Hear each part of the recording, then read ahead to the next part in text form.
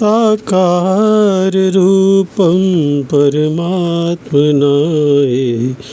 आत्मस्थितं तत् तव दर्शनं श्री आत्मस्थितं तत् तव दर्शनं श्री आनंद सिंधो स्मरणं तुदीशा मधुरोपदेशं शमते दयालु मधुरोपदेशं शमते दयालु चरणारविंदे कोटि प्रणाम चरणारविंदे कोटि प्रणाम बद्धांजलिभ्यो इव प्रार्थनेशा बद्धांजलिभ्यो इव प्रार्थनेशा वरदायकायत हस्त त्वदीय शिरसा सदैव दृष्टि कृपालो शिरसा सदैव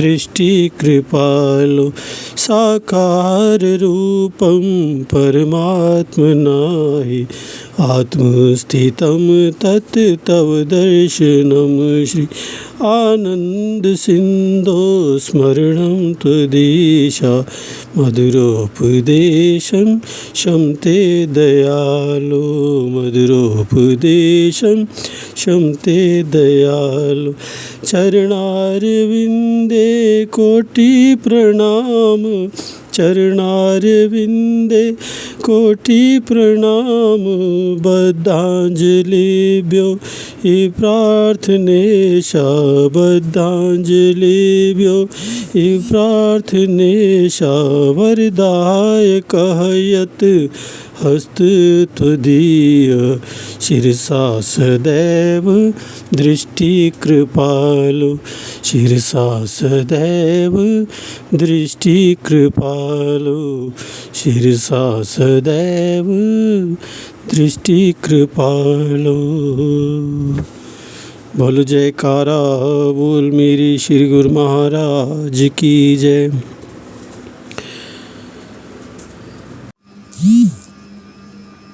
बोल जयकारा बोल मेरे श्री गुरु महाराज की जय। सच्चे दरबार की जय। श्री परमहंस गुरुदेव जी निराकार साकार जिनकी पदनख ज्योति से आलोकित संसार परम पुरुष पूर्ण धनी आनंद घन सुखरूप सर्वारंभ में पूजिए पावन चरण अनूप सर्वारंभ में पूजिए पावन चरण अनूप सतगुरु के चरणार से जोड़ सूरत की डोर पल पल ध्यान लगाए जैसे चंद्र चकोर पल पल ध्यान लगाए जैसे चंद्र चकोर जाके मस्तक लिखे विधाना बेटे सतगुरु कृपा निदाना गुरु दर्शन फल गुरुमुख पावे सहज आत्म रूप लखावे सतगुरु मिलन वसंत समाना अति आनंद न जाए बखाना मन मंदिर में गुरु को बसाओ तिलक पुष्प और हार चढ़ाओ सतगुरु को पुनि चवर जुलाओ श्रद्धा से नित शीश झुकाओ भक्ति प्रेम के दीप जगाओ घट में परम प्रकाश फैलाओ सतगुरु को नित भोग लगाओ शीत प्रसाद स्नेहित पाओ प्रेम सहित मिल महिमा गाओ गुरु पूजा कर भाग मनाओ गुरु पूजा कर भाग मनाओ। सात द्वीप नौ खंड में सतगुरु सम नहीं देव जिनकी कृपा से मिले परमार्थ का भेद जिनकी कृपा से मिले परमार्थ का भेद बोल जयकारा बोल मेरी श्री गुरु महाराज की जय। श्री परमहंस अद्वैत मत अमर ज्योति दर्शन श्री प्रयागधाम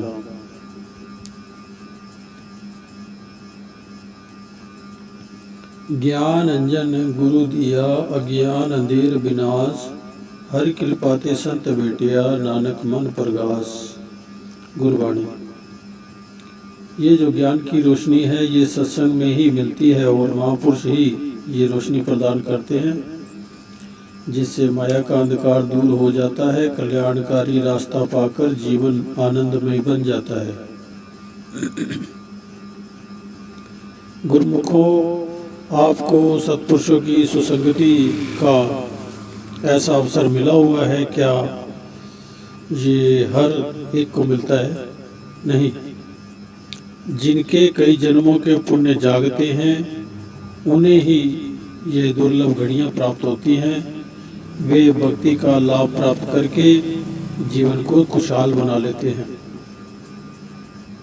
इस प्रकार महापुरुषों के बख्शे हुए ज्ञान से भक्ति के रास्ते पर चलते हुए गुरुमुख जन अपनी आत्मा का कल्याण कर लेते हैं। जन्मों से बिछड़ी आत्मा अपने मालिक से एकाकार हो जाती है और सही मायने में वे अपने जीवन को सफल एवं उज्जवल बना लेते हैं और महापुरुषों की प्रसन्नता को प्राप्त कर लेते हैं। लगभग 5.5 वर्ष पश्चात सन 1976 में श्री मंदिर परिसर भव्य रूप में निर्मित हो गया। श्री प्रयागधाम की धरती सत्पुरुषों की कृपा दृष्टि पाकर अपने भाग्यों पर इठला रही थी। नया गांव, काले पत्थरों से भरा वीरान स्थान श्री प्रयागधाम आज महापुरुषों की असीम करुणा से उज्ज्वल धवल श्वेत संगमरमर से निर्मित ज्योतिर्मय उपासना स्थल बन गया। गुरु भक्ति के 5 नियमों को सरलता पूर्वक पूर्ण करने का स्रोत बन गया। इस भूमि की तपस्या एवं साधना चमत्कारिक रूप में फलीभूत हुई। इस संपूर्ण क्षेत्र में संगमरमर का कार्य धीरे धीरे चलता रहा। महाप्रभु जी ने भव्य श्री मंदिर को अति विशेष व आकर्षक जगमगाती लाइटों और झालर से व अन्य साज सज्जा से सुसज्जित करवाया। महकते पुष्पों के पौधे गमलों में मंदिर के द्वार से अंदर तक कतार के रूप में सजाकर स्थान पाने आए। केले के पत्ते कलशों को लिए हुए मंदिर में वेदी के दोनों ओर शगुन बनाते हुए झूमने लगे। श्री परमहंस महान विभूतियों के विराजमान करने का श्री सिंहासन रत्न मणियों की आभा लिए हुए सूरज चांद की रश्मियों को लजा रहा था। दिनांक 14 जनवरी सन 1976 बुधवार तदनुसार मकर संक्रांति संवत 2032 को माघी के शुभ पर्व पर प्रातः 6 बजे आपने निज कर कमलों से श्री परमहंस महान विभूतियों की प्रतिमाएं इसमें विराजित की। पुष्प हार एवं पीताम्बर पहनाकर मस्तक पर केसर का तिलक लगाया और उस समय गगन मंडल में पुष्प वृष्टि होने लगी। ऐसे लगता था जैसे आकाश से देवता श्री मंदिर के अंदर आकर पुष्पों की झड़ियां लगा रहे हों। इस असाधारण दृश्य ने महान विभूतियों की गौरव गरिमा को 4 चांद लगा दिए। विधिवत श्री आरती पूजा का कार्यक्रम हुआ। तदुपरांत आपने श्री वचन फरमाए,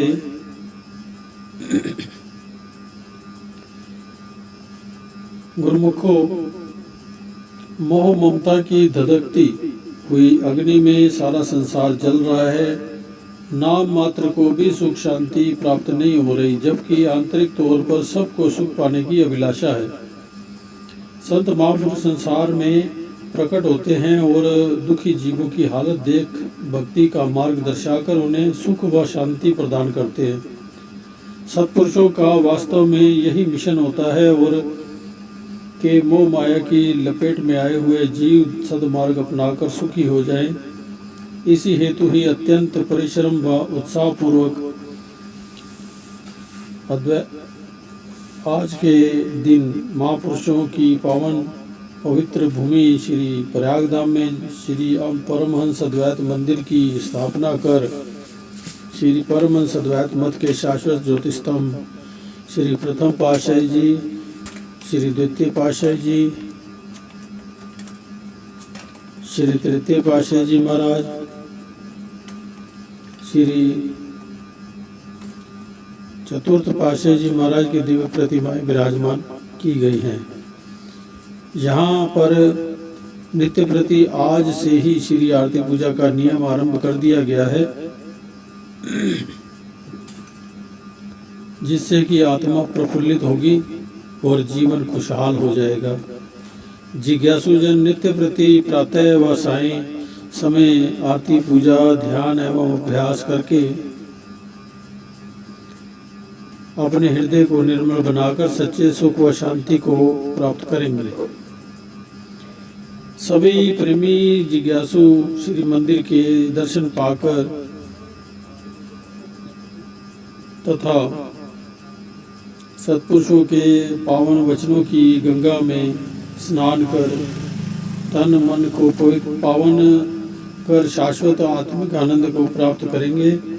उनका ये लोक भी सुखी होगा और परलोक भी संवर जाएगा। इसके पश्चात ये भी फरमाया कि इस श्री परमहंस अद्वैत मंदिर में सर्वदा के लिए यहाँ दोनों समय प्रातः व सायं श्री आरती पूजा का नियम चलता रहेगा। तत्पश्चात प्रसाद वितरित किया गया तथा श्री परमहंस महान विभूतियों की स्तुति में भजन गाए गए।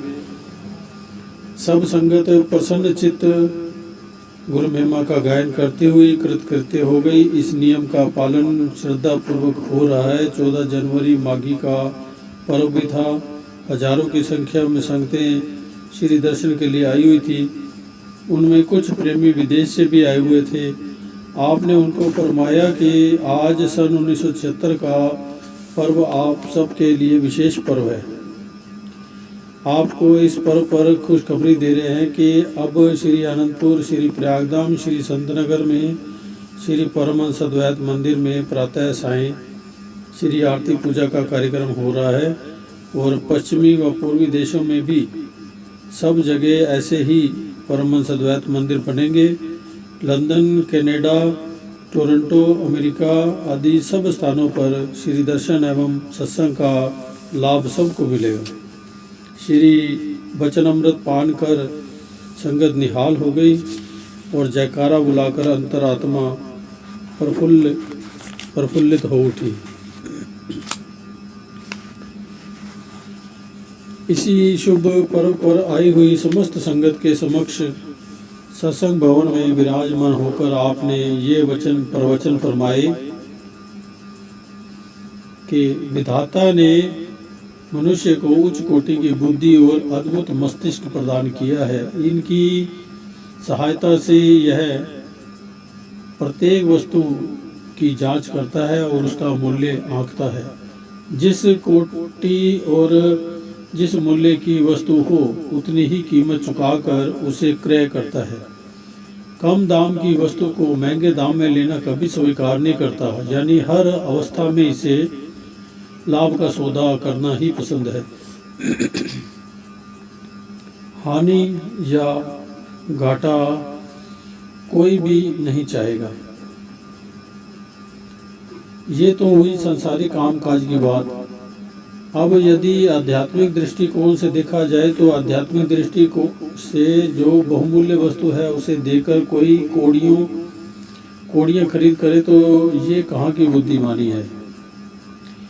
वह बहुमूल्य वस्तु कौन सी है जो किसी मोल पर दोबारा नहीं मिल सकती? वो है मानव जीवन का बहुमूल्य समय, जिसका एक बीता हुआ क्षण, एक गया हुआ श्वास किसी दाम पर लौट कर नहीं आ सकता। विद्वानों ने कहा है, गया वक्त फिर हाथ नहीं आता, सदा सुनहरी दिन दिखाता नहीं। अर्थात गया हुआ समय फिर कभी हाथ नहीं आता। ये संसार के सुनहरी दिन क्षणिक हैं और सुख भरे दिन सदा नहीं रहते। जो गिने हुए श्वास मिले हैं उसमें मनुष्य एक भी श्वास कम ज़्यादा नहीं कर सकता।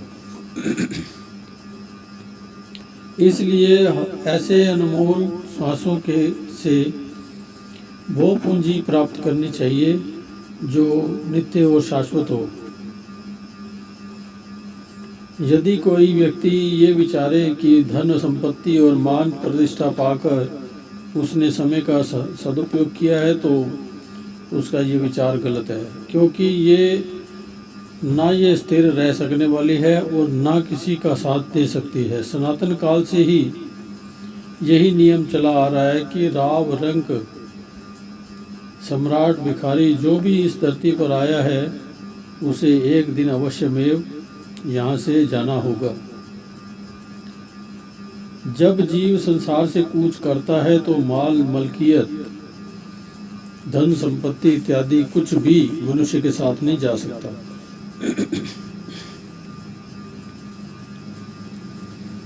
आज तक यहाँ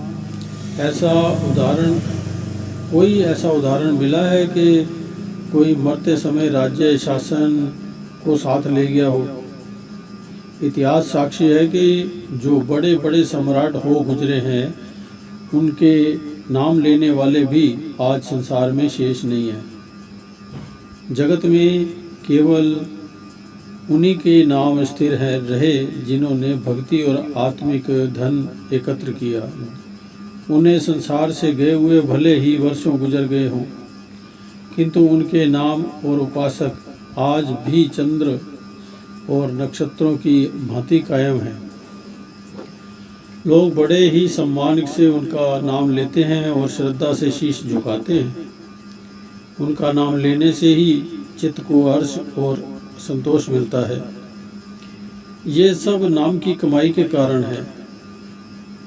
इससे ये सिद्ध हुआ कि नाम की कमाई ही सर्वोपरि है।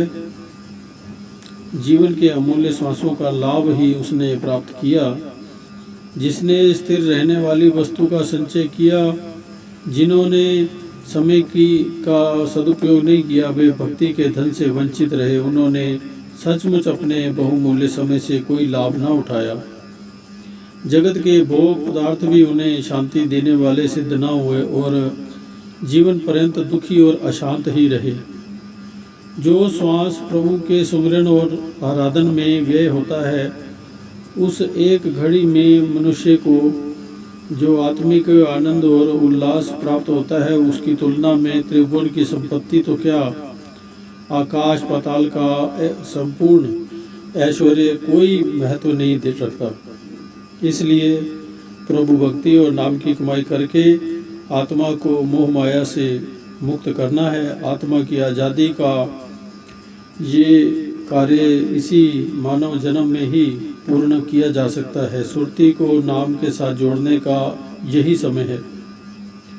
यही यदि प्रमाद में निकल गया तो फिर इसका दोबारा मिलना असंभव है। ये समय ये घड़ी नहीं मिलती बार बार है। वक्त और सामान ऐसा कब मिले हर बार है। ऐसा समय और ऐसी घड़ियां बार बार नहीं आती, हाथ नहीं आती। अब तो जीवात्मा को मानव काया मिली हुई है, परंतु इसके बाद क्या होगा? इस जन्म से पहले आत्मा कहाँ थी और आगे कहाँ जाएगी, इसे कौन जान सका है। इसलिए महापुरुष समझाते हैं कि भागों से ये समय प्राप्त हुआ है, इसकी कदर करो, इसका आदर करो, आलस्य को त्याग कर इसका अधिक से अधिक लाभ उठाओ। सांसारिक संपत्ति और सुख के सामान संचित करना ही मानव जीवन का उद्देश्य नहीं है। ये जीवन तो किसी और ही ध्येय के लिए है। जैसा कि सत्पुरुष उपदेश करते हैं, भई प्राप्त मानुख देहुरिया, गोविंद मिलन की ए तेरी बरिया, अवर काज तेरे किते न काम, मिल साध संगत भज केवल नाम। गुरबाणी। ये जो मनुष्य चोला मिला है, ये उस प्रभु से मिलने का एक स्वर्णिम अवसर मिला है।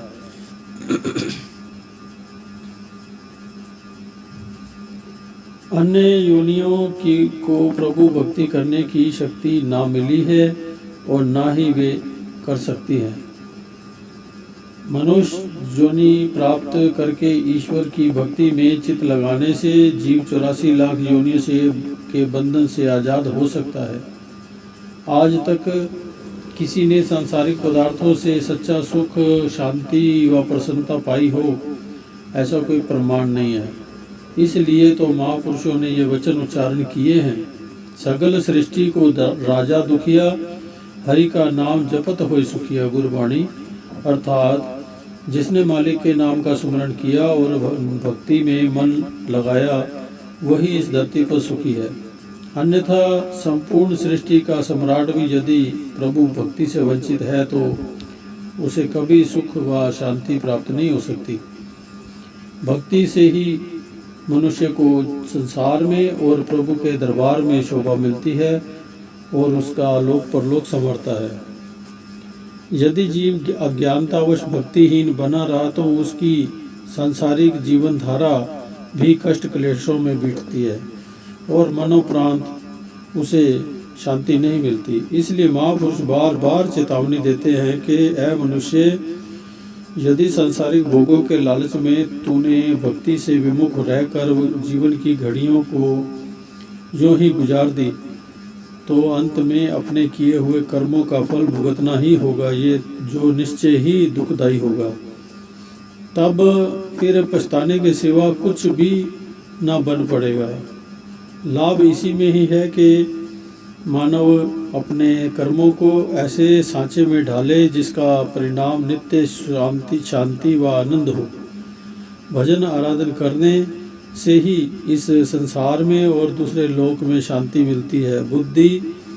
वही बुद्धिमान, निपुण और प्रवीण कहलाने का अधिकारी है जिसे असली चीज का बोध है।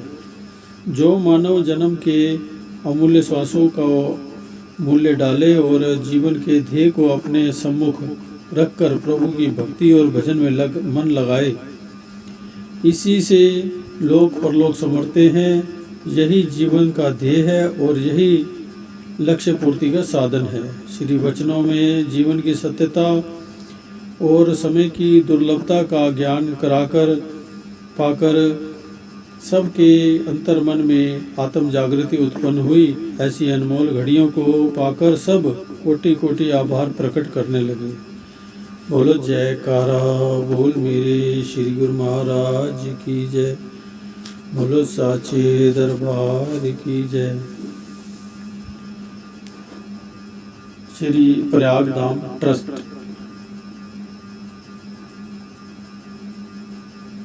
श्री सतगुरुदेव महाराज जी श्री पंचम पातशाही जी ने श्री प्रयागधाम की चल अचल संपत्ति की सुरक्षा व सुव्यवस्था के लिए एक महत्वपूर्ण कार्य ये किया कि 18 अगस्त सन 1971 को श्री प्रयागधाम ट्रस्ट की स्थापना की।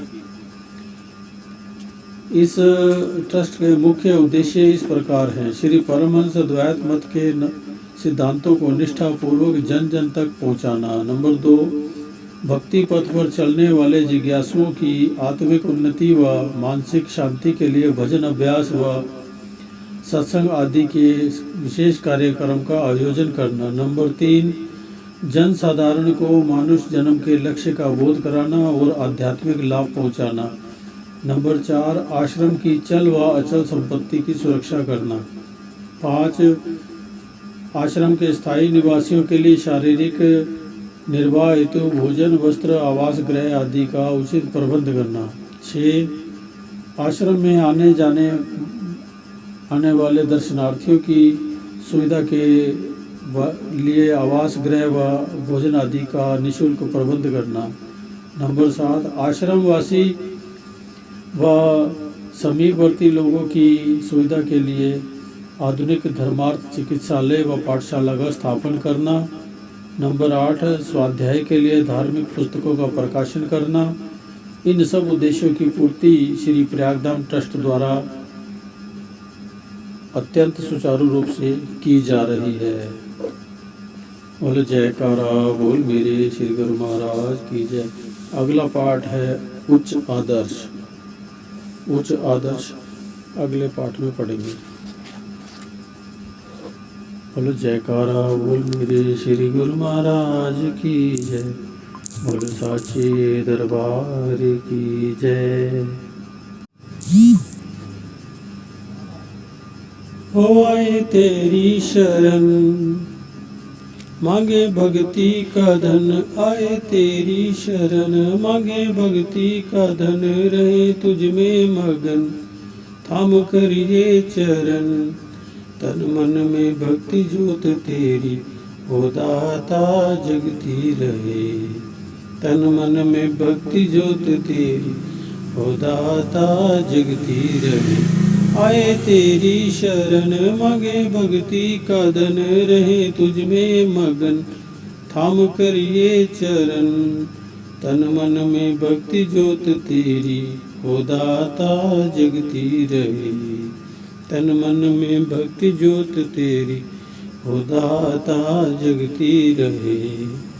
उत्सव मनाए नाचे गाए, उत्सव मनाए नाचे गाए, सतगुरु के दर जाए। जय गुरु दी सारे बोलो जय गुरु दी जय गुरु। चारों दिशाएं सेवा में खड़ी है, सतगुरु की देखो कैसे कृपा बनी है। सूरज भी किरणों की माला ले आया, सतगुरु ने श्री आनंदपुर बनाया। हो करके तेरे दर्शन झूमे धरती गगन, करके तेरे दर्शन झूमे धरती गगन। सनन गाए पवन सभी तुझ में मगन, तन मन में भक्ति ज्योत तेरी हो दाता जगती रहे, तन मन में भक्ति ज्योत तेरी हो दाता जगती रहे। आए तेरी शरण मांगे भक्ति का धन, रहे तुझ में मगन थाम कर ये चरण। तन मन में भक्ति ज्योत तेरी हो दाता जगती रहे, तन मन में भक्ति ज्योत तेरी हो दाता जगती रहे।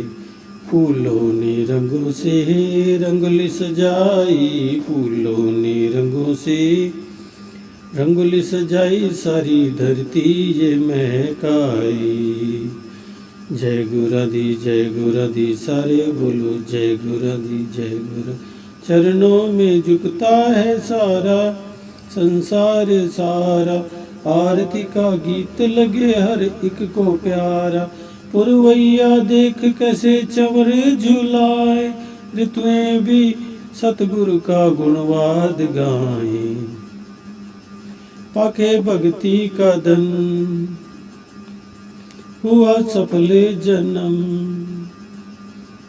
पाके भक्ति का धन हुआ सफल जन्म। करके तेरा सुमिरन खुले अंतर नयन, तन मन में भक्ति ज्योत तेरी हो दाता जगती रहे, तन मन में भक्ति ज्योत तेरी हो दाता जगती रहे।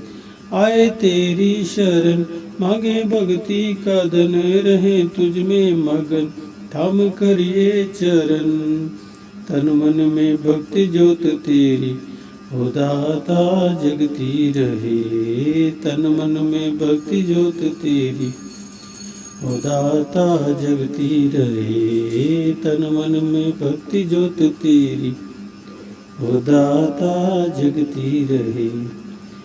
आज बड़े प्यारे नजारे हुए क्या बात हो गई, हारा वाले से आज मुलाकात हो गई, हारा वाले से आज मुलाकात हो गई। आज बड़े प्यारे नजारे हुए क्या बात हो गई, सतगुरु प्यारे से आज मुलाकात हो गई, हारा वाले से आज मुलाकात हो गई। गुरु ने बुलाया मैं चरण में आया, झटपट सर को झुकाया, दर्श प्यारा पाया फुला न समाया, नशा एक अजब सछाया।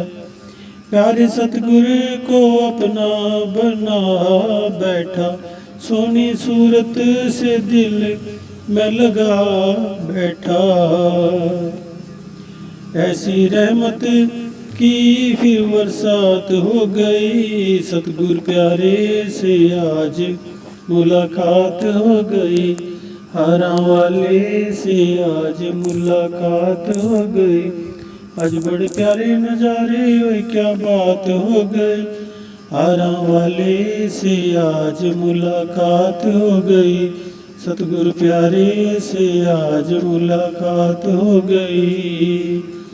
बोल जयकारा बोल मेरे श्री गुरु महाराज की जय।